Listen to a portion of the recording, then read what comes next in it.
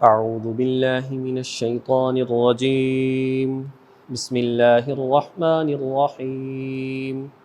اليوم أحل لكم الطيبات وطعام الذين أوتوا الكتاب حل لكم وطعامكم حل لهم والمحصنات من المؤمنات والمحصنات من الذين أوتوا الكتاب من قبلكم إذا آتيتموهن أجورهن محصنين غير مسافحين ولا متخذي أخدان ومن يكفر بالإيمان فقد حبط عمله وهو في الآخرة من الخاسرين. صدق اللہ العظیم. الیوم احل لکم الطیبات، آج کے دن تمہارے لیے تمام پاکیزہ چیزیں حلال کر دی گئی ہیں. الیوم آج کے دن، احل حلال کر دی گئی ہیں، لکم تمہارے لیے، الطیبات تمام پاکیزہ چیزیں.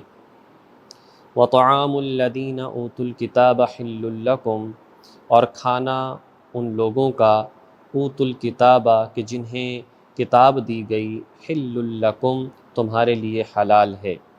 یہاں طعام سے مراد ذبیحہ ہے.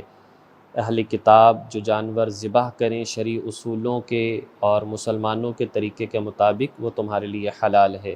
وطعامکم حل لہم، اور تمہارا کھانا، تمہارا ذبیحہ ان کے لیے حلال ہے. والمحصنات من المؤمنات، اور ایمان والوں میں سے پاک دامن عورتیں بھی تمہارے لیے حلال ہیں، مطلب نکاح کے طور پر. والمحصنات من الذین اوتوا الکتاب من قبلکم، اور تم سے پہلے جنہیں کتابیں دی گئیں، یعنی اہل کتاب یہود اور نصارہ، تم سے پہلے جنہیں کتابیں دی گئیں ان میں سے بھی پاک دامن عورتیں تمہارے لیے حلال ہیں. اذا آتیتموہن اجورہن محصنین، جب کہ تم انہیں نکاح میں لا کر ان کا مہر ادا کر چکے ہو. غیر مصافحین ولا متخذی اخدان، صرف ہوس مقصود نہ ہو، غیر مصافحین صرف شہوت مقصود نہ ہو، ولا متخذی اخدان اور نہ ہی ناجائز دوستی مقصود ہو. اخدان خدن کی جمع ہے، جس کا معنی ہے یاری لگانا. ناجائز صرف دوستی لگانا مقصود نہ ہو، ناجائز تعلقات مقصود نہ ہو، شریعت کے اصولوں کے مطابق اور آگے مستقل زندگی گزارنے کا اگر ارادہ ہو تو ان کے ساتھ نکاح جائز ہے. وَمَن يَكْفُرُ بِالْإِيمَانِ، اور جو بھی کفر اختیار کر لے ایمان کے بدلے، یا جو ایمان کا انکار کر دے، فقد حبط عملہ، تو اس کے عمل ضائع ہو گئے، تو بے شک اس کے عمل ضائع ہو گئے. وَهُوَ فِي الْآخِرَةِ مِنَ الْخَاسِرِينَ، اور وہ شخص آخرت میں بڑا نقصان اٹھانے والا ہوگا. اس آیت کریمہ میں یہ بات ارشاد فرما دی گئی ہے کہ تمام پاکیزہ اور حلال چیزیں یہ مسلمانوں کے لیے حلال ہیں. طیبات میں دو چیزیں آتی ہیں، نمبر ایک وہ جانور حلال بھی ہوں، نمبر دو اگر حلال جانور تو ہے لیکن اس میں کوئی ناجائز طریقہ بھی اختیار نہ کیا گیا ہو. ایک یہ ہے کہ جانور ہی حرام نہ ہو، مثال کے طور پر کوئی کتا وغیرہ یا جو حرام جانور ہیں، خنزیر ہے، مردار ہے، یہ تو ویسے ہی حرام ہے. تو ایک اس کے اندر وہ پایا جائے کہ حلال جانور ہوں، بکری ہے، بھیڑ ہے، دمبا ہے، گائے ہے، اونٹ ہے، حلال جانور. تو ایک تو یہ ہے کہ یہ جانور حلال ہوں. دوسرا یہ ہے کہ جو حلال جانور ہیں ان میں بھی کوئی ناجائز طریقہ نہ ہو. مثال کے طور پر ناجائز طریقے سے ذبح کیا گیا ہو تو وہ حلال جانور بھی حرام ہو جائے گا. نمبر دو، ذبیحہ کے علاوہ، جانوروں کے علاوہ اشیاء ہیں، ان میں بھی گندم حلال ہے، پھل فروٹ حلال ہیں، لیکن اگر انہیں ناجائز طریقے سے حاصل کیا جائے، کسی پر ظلم زیادتی کر کے، ناجائز قبضہ کر کے، سودی طریقے سے، تو پھر یہ بھی طیب نہیں رہیں گی. لہذا ہر حوالے سے جو ہے وہ حلال بھی ہو اور پاک بھی ہو. تو یہ تمہارے لیے تمام چیزیں حلال پاک ہیں. اور فرمایا کہ جو اہل کتاب ہیں ان کا ذبیحہ بھی تمہارے لیے حلال ہیں. اہل کتاب سے مراد یہاں پر وہ صحیح اہل کتاب ہیں جو نبی پاک صلی اللہ علیہ وسلم کے زمانے میں تھے اور اپنی کتابوں پر قائم تھے. اللہ کو اللہ مانتے تھے اور اسی طریقے سے اپنے انبیاء اور پہلے انبیاء سب پر کامل اور صحیح ایمان رکھتے تھے، عقیدہ آخرت کو تسلیم کرتے تھے، بس نبی پاک صلی اللہ علیہ وسلم پر وہ ایمان نہیں لاتے تھے۔ تو اس اعتبار سے باقی سارے ان کے عقائد نظریات بالکل درست تھے، تو اس اعتبار اور ان کو ظاہر ہے کہ ان کے لیے بھی جانور کو ذبح کرنے کا طریقہ وہی تھا جو مسلمانوں کے لیے ہے، اللہ کا نام لے کر ہی وہ ذبح کرتے تھے۔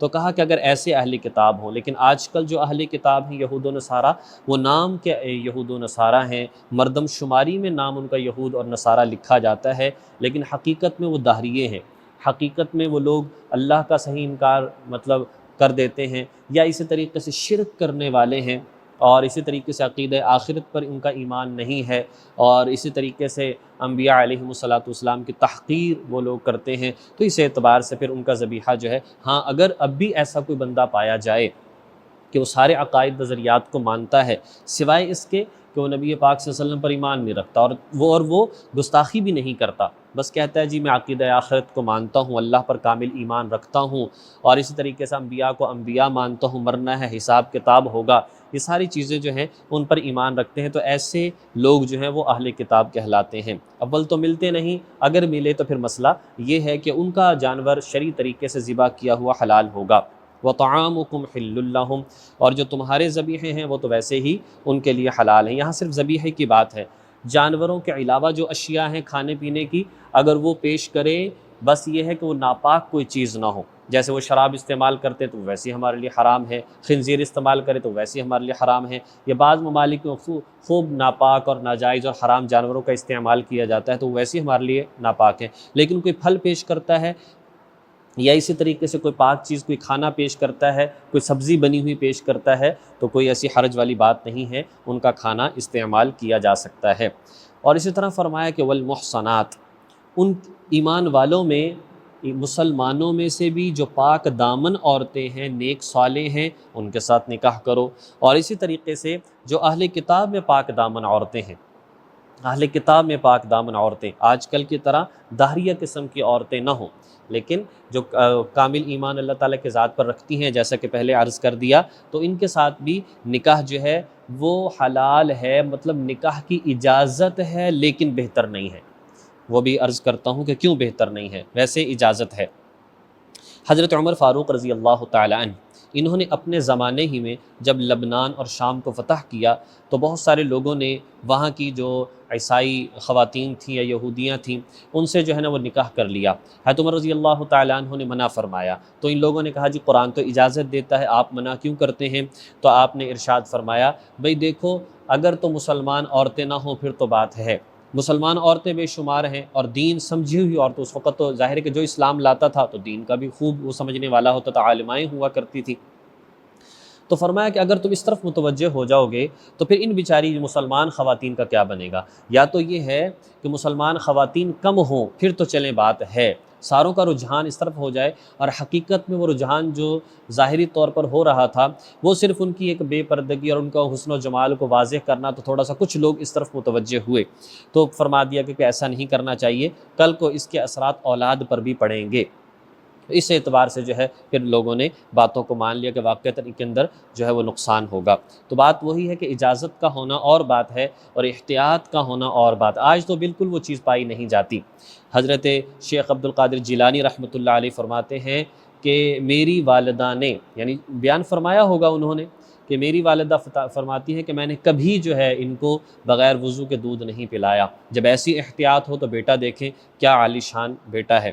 نبی پاک صلی اللہ علیہ وسلم نے ارشاد فرمایا نکاح کرو کسی عورت سے تو تنکح المرأة لأربعین، 4 وجوہات ہیں جس بنا پر نکاح کیا جاتا ہے، لمالہا ولحسبہا ولجمالہا ولدینہا، یا تو کسی کی مالداری دیکھ کر نکاح کیا جاتا ہے، یا حسن و جمال دیکھ کر نکاح کیا جاتا ہے، یا پھر جو ہے خاندان حسب و نسب جو ہے اسے دیکھ کر نکاح کیا جاتا ہے، اور یا پھر دین کو دیکھ کر جو ہے نکاح کیا جاتا ہے۔ تو یہ 4 چیزیں ہوتی ہیں، مال، حسب نسب، اور اسی طریقے سے جو ہے حسن و جمال اور دین۔ تو فرمایا فاظفر بذات الدین، تمہیں چاہیے کہ تم دینداری کو ترجیح دو، دینداری کو ترجیح دو۔ وجہ یہی ہے جب دینداری کو ترجیح دی جائے گی تو اولاد کی تربیت صحیح طریقے سے ہوگی۔ اور دوسرا ایک نقصان یہ بھی ہے کہ اگر چلو ایک ایسی عورت سے نکاح کر بھی لیا تو کل کو جب اولاد ہوگی تو ہر ایک کی کوشش یہ ہوگی، بندہ آدمی جو ہے وہ چاہے گا کہ جی یہ مسلمان بنے، اور جو عورت ہے وہ چاہے گی کہ عیسائی یہودی، تو بڑی جو ہے پریشانی ہوگی۔ اس لیے اس بات کا بہت زیادہ جو ہے وہ خیال کرنا چاہیے۔ تو معاشرے کے اندر اس کی بہت زیادہ خرابیاں ہیں جب اس چیز کو نہیں دیکھا جاتا۔ مختصر یہی ہے کہ دین کو دیکھنا چاہیے۔